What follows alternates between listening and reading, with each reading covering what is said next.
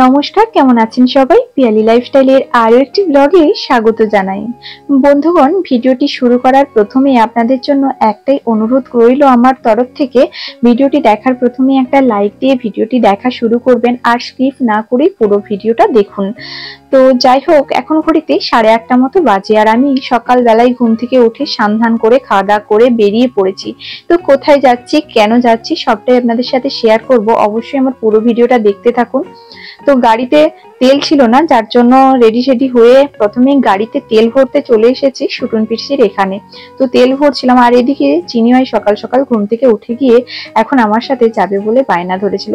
তারপর ওকে যাই হোক করে ভুলিয়ে ভালিয়ে ওর মাসিমণির কাছে রেখে দিয়ে আমি এখন শালবনী চলে এসেছিলাম স্কুটি নিয়ে, আর এদিক থেকে ওর পাপা চলে এসেছিল। তো দুজন মিলেই এখন যাচ্ছি ডাক্তার দেখাতে। তো আপনারা তো জানেনই আমি দাঁত তুলেছিলাম 1 মাস আগে। তো 1 মাস প্রায় মানে 1 মাস হয়েই গেছে, কিন্তু আমার দাঁতের প্রবলেম এখনো রয়েই গেছে। তো দাঁতে ফোলাটাও এখনো ঠিক মতো ক্লিয়ার হয়নি। তো যার জন্য ভাবলাম যে না, আর একবার গিয়ে চেক আপ করে নিয়ে আসি। তার জন্যই আজকে বেরিয়ে পড়েছি, যাব খড়গপুরে। তো খড়গপুরে যেহেতু আমি দাঁতের ডাক্তার দেখাচ্ছিলাম, তো ওইখানেই যাব। তো যেহেতু দাঁতের ফোলাটা একটু কমেনি, কারণ কি হয়েছে জানি না, ইনফেকশন হয়তো রয়ে গেছে। তো ওই জন্য খুব ভয় লাগছিল যে কি হচ্ছে মানে একটা প্রবাদ আছে না, সিঁধুরা মেঘ দেখে, ঘরপোড়া গরু সিঁদুরে মেঘ দেখে ভয় পাইতে, সেরকমই ব্যাপার একটা। যেহেতু বাবার এত প্রবলেম, যার জন্য খুব ভয় পাচ্ছিলাম, আর ওই জন্য আরেকবার চেক আপ করতে বেরিয়ে পড়েছি। তো বলতে বলতে আমরা অনেকখানি পথই চলে এসেছি। ফাইনালি আমরা ডাক্তারের চেম্বারেও পৌঁছে গেছি আর এখানে ওয়েট করছিলাম। আর আমাদের নাম লেখানো হয়েছিল 13 নম্বরে। তো অনেক পেশেন্টই রয়েছে এখানে, তো সবার একে একে হচ্ছে, আর অনেকে আজকে দাঁত তোলা হবে। তো তোলার পরই আমাদেরকে হয়তো ডাকা হবে। তো ফাইনালি ডাক্তার দেখানো কমপ্লিট হয়ে গেছে। আমাদেরকে কয়েকজনের পরেই ডেকে নিয়েছিল, কারণ আমাদের শুধু চেক আপ ছিল, সেইভাবে বিশেষ কিছু কাজ ছিল না, যার জন্য আমাদেরকে তাড়াতাড়ি করেই ছেড়ে দিয়েছে। আর আমরা এখন বেরিয়ে পড়েছি বাড়ি যাওয়ার উদ্দেশ্যে। আর এটা হচ্ছে খড়গপুরের রাস্তা, আর এই জায়গাটা না আমার বেশ ভালো লাগে। এইখানে সুন্দর সুন্দর করে বানানো রয়েছে রেলের কোয়ার্টার গুলো, আর বেশ সারিবদ্ধ ভাবে চারিদিকটা সুন্দর সাজানো গুছানো রয়েছে, বেশ ভালো লাগে দেখতে। তারপর এই যে রেলের ক্রসিংটার এখানে চলে এসেছি। তো এইখানে জায়গাটাও বেশ ভালো, আপনারা কি কেউ চেনেন এই জায়গাটা? তো তারপর আমরা চলে এসেছি এখন মেদিনীপুর ধর্মার এখানে। খুব খিদে পেয়েছিল, তাই ভাবলাম যে কি খাবো। তো সামনেই একটা মিষ্টি দোকান ছিল, এখানে দাঁড়িয়ে পড়েছি। যদিও মিষ্টি খেলে শরীর খুবই খারাপ হয়, কিন্তু এই মুহূর্তে কি খাবো বুঝে উঠতে পারছিলাম না। তো তারপর দীপক এই মিষ্টি দোকানে নিয়ে এলো। তো ঘুরে ঘুরে দেখছিলাম যে কি কি মিষ্টি রয়েছে, কি কি খাওয়া যায়। তো ওই জন্য মিষ্টিগুলো একটু চয়েস করছিলাম আর আপনাদের সাথেও একটু শেয়ার করে নিলাম। তো চলুন মিষ্টি খেয়ে নিই। তারপরে এই যে কালো জাম, আর এই মিষ্টিটা আমার ভালো লেগেছে খেতে। চলুন এখন মিষ্টিটা খেয়ে ফেলি, আর মিষ্টিটা খেয়ে নিয়ে বেরিয়ে পড়তে হবে, কারণ অনেকখানি পথ যেতে হবে। তো তারপর শালবনীতে এসেই সোজা চলে এসেছি এখানে স্মার্ট পয়েন্টে শুনছিলাম যে কিছু অফার টফার রয়েছে, ওই জন্য সোজা চলে এলাম স্মার্ট পয়েন্টে কিছু কেনাকাটি করতে। তো দেখছিলাম কি কি অফার রয়েছে, কি কি কোন জিনিসটা নেওয়া যায়। তো টুকিটাকি কিছু কেনার ছিলই আমার, আর চিনির জন্য টুকিটাকি কিছু কেনার ছিল। তো ওই জন্য স্মার্ট পয়েন্টে আসা, কারণ এই টাইমটাই একদমই দোকান খোলা ছিল না, যার জন্য ভাবলাম স্মার্ট পয়েন্টটা যদি খোলা রয়েছে তো ওইখান থেকেই কিছু কিনবো আর একটু ঘুরেও দেখা হবে। অনেকদিন স্মার্ট পয়েন্টে আসা হয়নি, তো ওই জন্য এখানে চলে এলাম। তো এই ঘুরে ঘুরে দেখছিলাম কি কি নেবো। তো তারপরে এখানে চিনির জন্য ডালিয়া কেনার ছিল, তারপরে একটু লস্যি, তারপরে ম্যাঙ্গো ফুটি, এইসব জিনিসগুলো নেওয়ার ছিল। তাই ভাবলাম যে এখানে যদি একটু কমে হয়, তাই এখানেই চলে এলাম।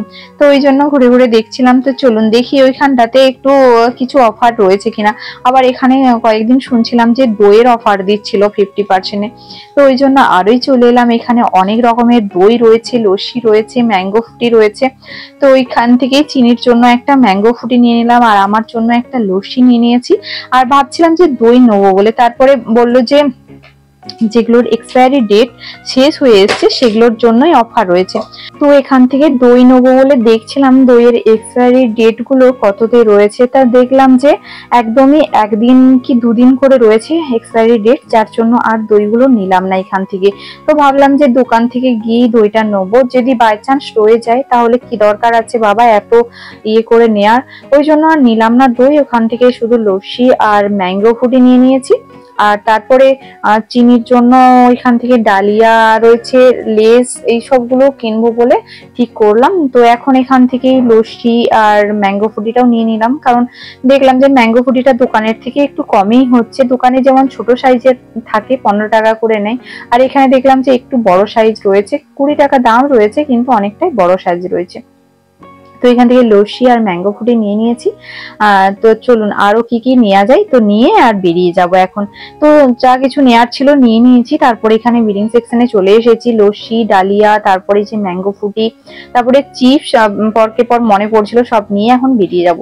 তো তারপর এখন বাড়ি চলে এসেছিলাম। বাড়ি এসে আর ভিডিও শুট করা হয়নি। এটা হচ্ছে তারপর চিনি ভাত টাত খেয়ে ওয়েট করছিল।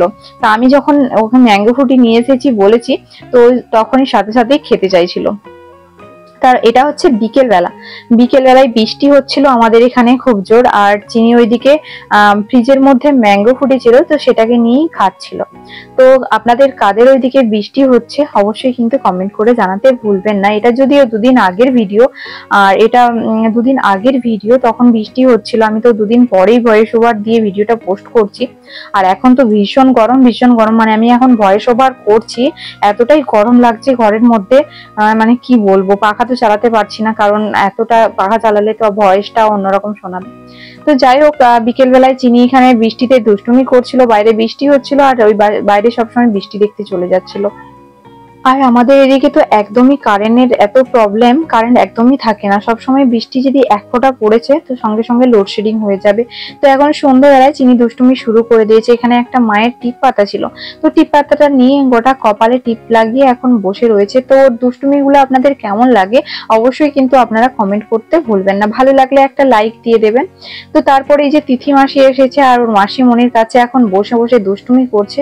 ওর মাসিমণি ওকে খাওয়াচ্ছিল, তো ওই জন্য ও এদিকে বসে বসে একটু করে মেরে দুষ্টুমি করছে। আর এদিকে কারেন্ট ছিল না, আমাদের ইনভার্টারের লাইটটাই জ্বলছিল। এটা হচ্ছে রাত্রেবেলা, রাত্রি তখন 9টা মতো বাজে, তখন ও এরম ভাত খাওয়ার সময় দুষ্টুমি শুরু করেছিল। তো যাই হোক, আজকের ব্লগটা আর বেশি বড় করব না। ভিডিওটি কেমন লাগলো অবশ্যই কিন্তু কমেন্ট করে জানাতে ভুলবেন না। ভালো লাগলে একটা লাইক দিয়ে দেবেন, আর নতুন বন্ধুরা অবশ্যই চ্যানেলটিকে সাবস্ক্রাইব করে পাশে থাকবেন, সাথে কিন্তু বেল বাটনটি বাজিয়ে দিবেন, যাতে করে ভিডিওর নোটিফিকেশন আপনারা পেয়ে যান। আর চিনি কেমন দুষ্টুমি করছে দেখছেন, আমরা খেতে বসেছি, ও ভাত না খেয়ে আমাদের ভাতগুলো চারদিকে ছড়িয়ে দিচ্ছে। চলুন আজকের ভিডিওটি এখানেই শেষ করি। সবাই ভালো থাকবেন, সুস্থ থাকবেন, দেখা হবে।